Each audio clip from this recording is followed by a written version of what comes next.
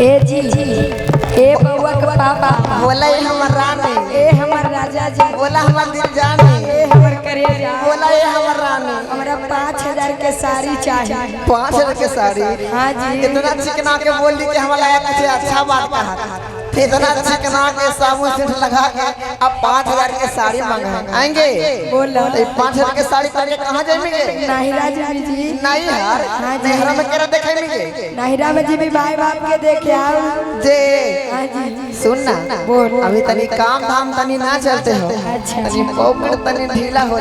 अच्छा मनिंदर भैया ही गई वो काम करे, अच्छा। 2 पैसा होता ना अच्छा। तोरा लहंगा चुनरी सब चीज तोरा किन देबो, साड़ी कौन पूछा?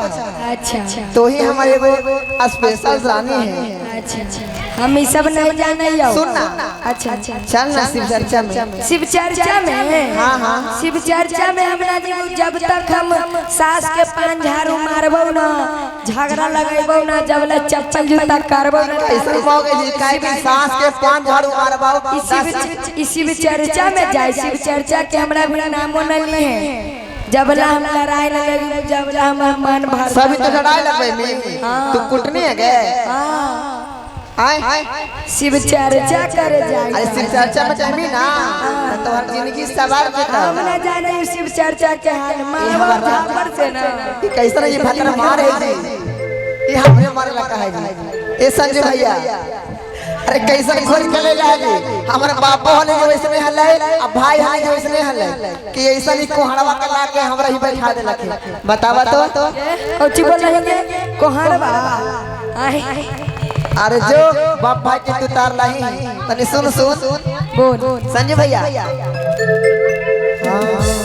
अरे सुन ना। अच्छा हरे की मुके ही बनावे चला, अरे गुरु के चरनिया है मालकिनिया हमारी। हरे की मुक्ति बनावे चला, गुरु के चरनिया है मालकिनिया हमारी। शिव चर्चा में चलबा ना तो हर जिंदगी सवर तो है हमर रानी है। हम ना जाइबो जी। हर की मुक्ति बनावे चला, गुरु के चरनिया है मालकिनिया हमारी। मालकिनिया हमारी सवर जाई जिंदगनिया है मालकिनिया हमारी। मालकिनिया हमारी सवर जाई जिंदगनिया मालकिनिया हमारी। मालकिनिया हमारी हो जाई निहाल लैला छुआते चरनिया मालकिनिया हमारी।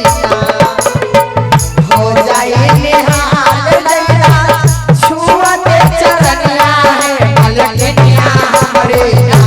हे मालकिनिया हमारी सबर जाई जिंदगनिया मालकिनिया हमारी। मालकिनिया हमारी सबर जाई जिंदगनिया मालकिनिया हमारी। मालकिनिया हमारी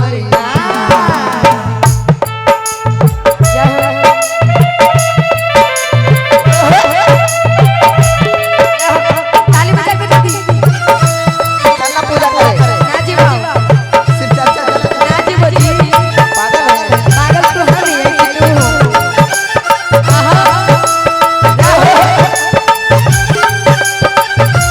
ताली बजा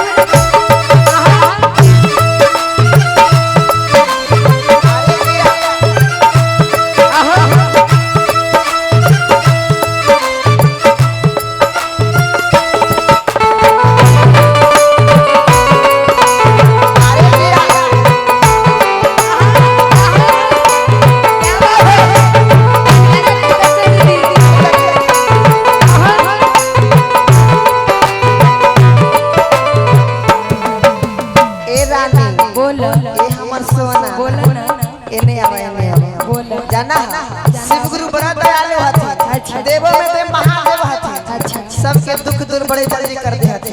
अच्छा तने तोहू चला ना हमारे दुनो दया मांगाव आ दुख तने दूर करब। कहने का ये हमर रानी का कहले हे राजा जी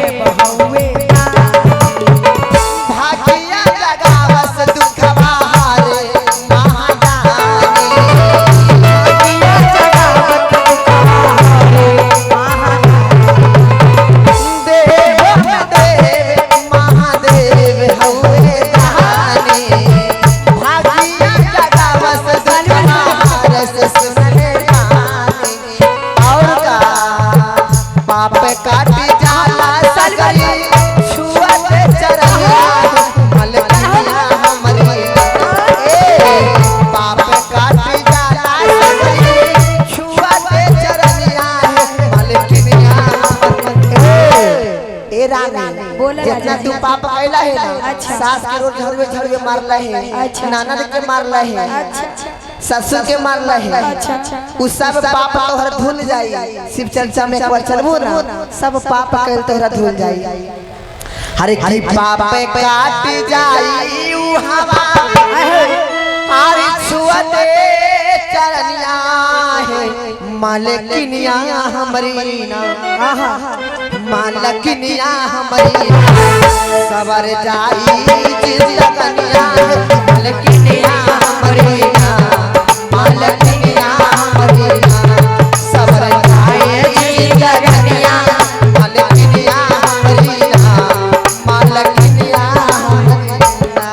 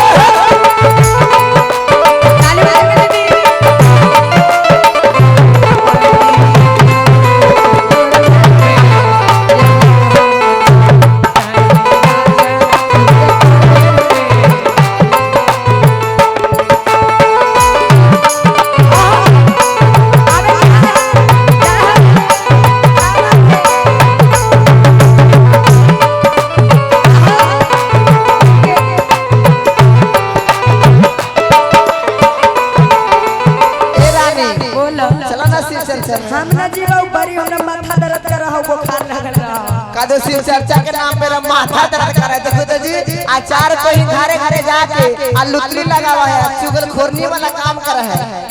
आ काहे शिव चर्चा में जाही त माथा दर्द कर रहा है। अखनी बोलवे त तोरो ऐसे मार के फाड़ देबो सुने हैं अभी तो हमारे पावर ना देखले हैं। अरे वो तो कभी कभी पिटा जाई जे सला।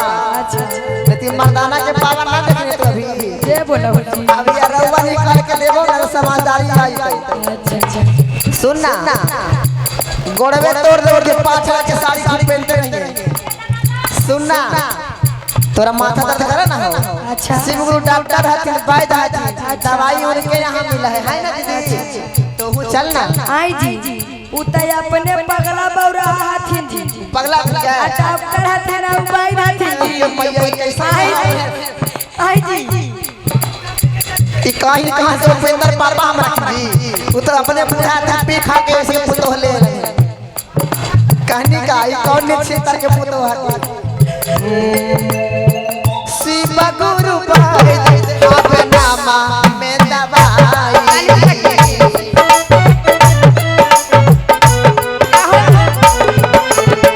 साझे भोरे नाम जप रोग ना सताई।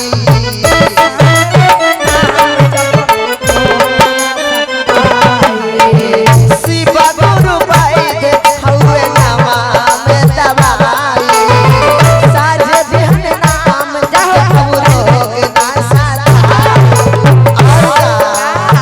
माही मामा पार उन करे हमारा कहानियां मलकिनिया हमरी माही माया पार उन करे जाने ना जहनवा मलकिनिया हमरी ए मलकिनिया उनकर महिमा अपरंपार है हमर रानी। उनकर चरण में जे भी जाला ना वो माला माल होके आवेला। हरि की महिमा पार हुए हरि गुरु के चरनिया है मलकिनिया हमरी हे मलकिनिया हमरी सवर जाई जिंदगनिया मलकिनिया हमरी मलकिनिया हमरी सवर जाई जिंदगनिया मलकिनिया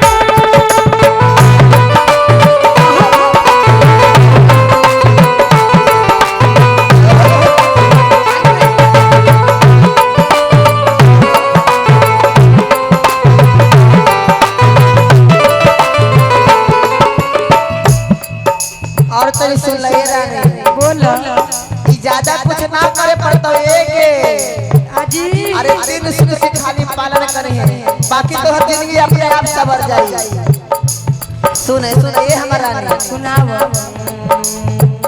भोरवा में दाया मंगिया या में चारा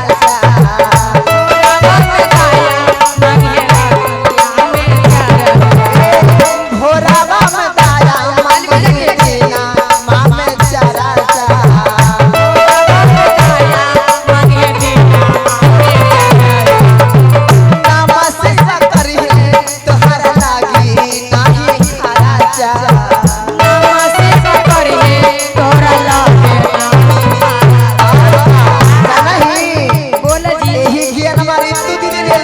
कंचन दीदी ले आ उसका जलवा के चिन्हई ना एही गेरवा लेके है आ ओही गेरवा तोरा देही है तोरा काड़ा का जाला कंचन रे तू गावे ले भजनमा मलकिनिया हमरी का जाला रे तू दिन से निहाल की नमा मलकिनिया सावर जाए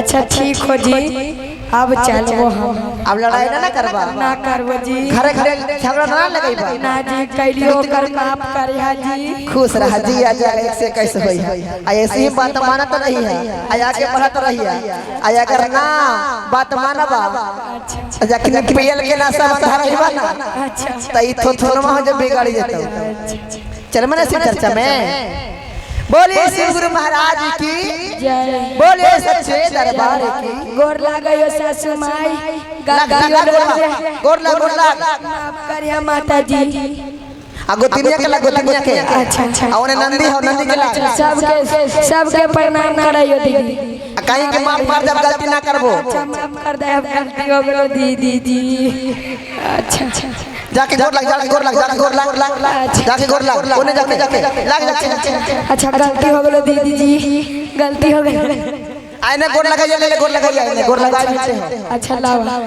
गोर लगाया मेरा है जी हां ले अच्छा अच्छा अच्छा लावा घुघवतान